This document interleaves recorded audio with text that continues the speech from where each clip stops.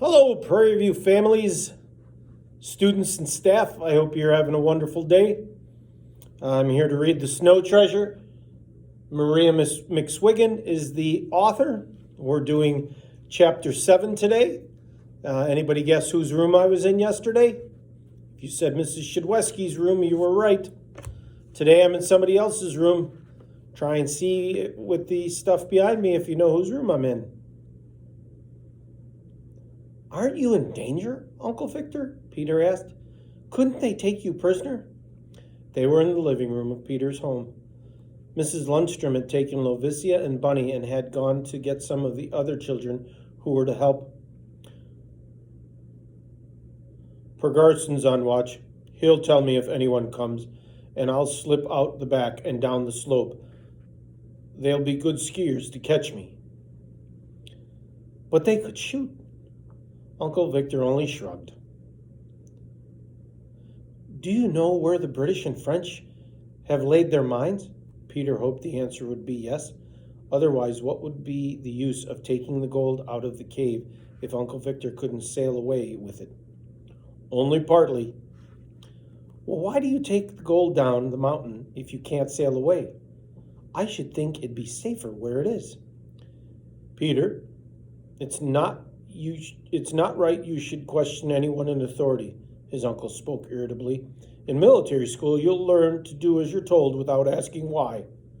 But I'll tell you why it's important for you children to be seen on your sleds today. In the future, however, you're not to question. Yes, Uncle Victor, Peter spoke meekly.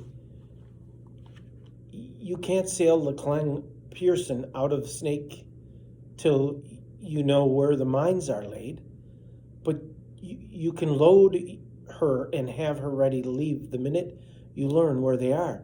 Is that the reason? Not at all, Peter, his uncle answered.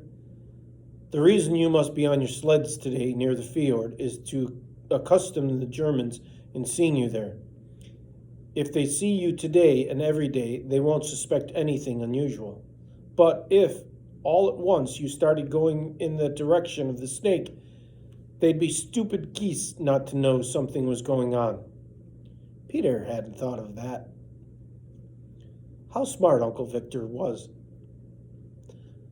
Now, about the mines, his uncle went on. By the time the gold is loaded, we'll know all we need to know about them.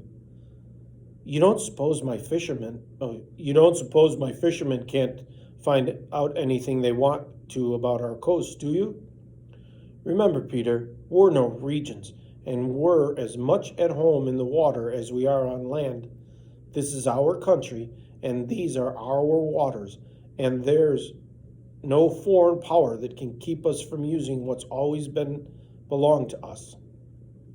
Victor Lindstrom thought he heard a noise, but it was not the heavy tread of marching men, but the light, quick steps of children, those who were to be seen on their sleds either around town or down at the Snake. Today, only 4 of them would take gold to the Snake, but after that there would be many more. Mrs. Lundstrom had gone first for Michael and Helga, and here they were, and Lovicia was with them. Now we can get started, Uncle Victor spoke. Listen carefully while I tell you what we're to do. I may have to leave any minute, so pay attention. If there's anything I miss, Frau Lindstrom or Per Garson will tell you. There wasn't a sound from any of the 4. What I'm going to say is of the gravest importance. On you, to an extent, depends the welfare of our country. If you do what you're told and do it right, you'll be helping countless Norwegians, not only the soldiers in the army, but the people at home. Eyes were bright at this mention of a chance to help their country. If you children win out, the enemy that today has invaded a peace-loving, unoffending country will have less gold and so fewer guns and less ammunition and food. Also, fewer opportunities to use our wealth to bring suffering and death to our people. He went on. Peter will take you to the place where we've hidden 13 tons of gold bullion money. You know, that's not been made into coins. Now, you are to take that bullion from its hiding place to the Snake, where it will be loaded on my boat and taken to America to keep it safe for Norway. Here's what you do. Peter will take you to the hiding place. After that, it's up to you. You will have to find your own way back there later. What is more, you'll have to show the other children. So watch how you get there. Now, in Ryswick School, there are 38 pupils we think old enough for this. These will divide into teams of 9, a captain and a squad of 8. That leaves 2 over, Peter spoke. Right, his uncle answered. You and Michael will each have 10. Your mother has made up the teams. You 4 are captains, and you must take the ones assigned to you, and no quarreling. And if any differences arise, Peter's the one to settle them. You must do as he says. Of course, your teams will split up on the way. You'll go in 2s and 3s, for if they counted 9 and 10 each time, they'd know something was up. He stopped for a minute and then went on. It's getting late, and I have something very important to tell you.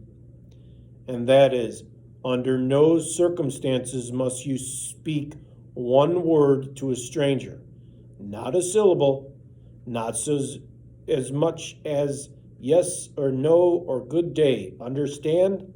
The 4 of them nodded.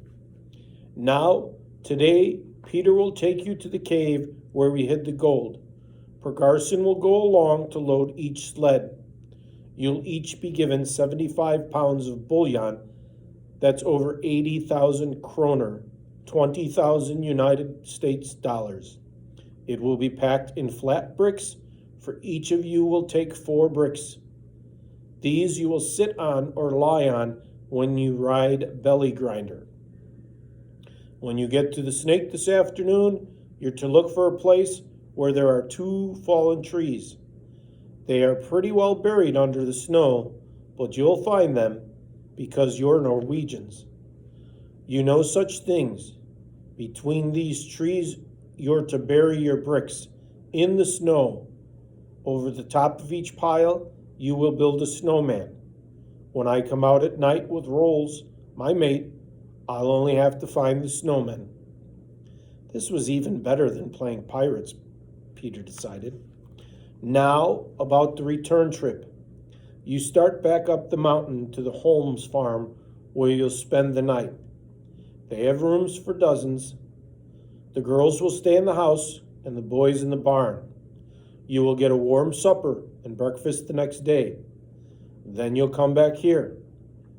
But it won't matter if you are late because you are to rest that day and start back to the Snake the next day. The way we've planned it is for 2 teams to go one day and 2 others the next. That will give you a day to rest up, or almost a day. Pergarson stuck his head in the door. Jan from the sail yards comes, he said. He thinks the Germans are starting up the mountain. Uncle Victor jumped up. Oh, Uncle Victor, don't let them get you, Lovicia moaned. He slipped out of the room and through the kitchen to the outside. They could hear the whiz of his skis on the hard snow. That's the end of chapter 7. Have a wonderful evening.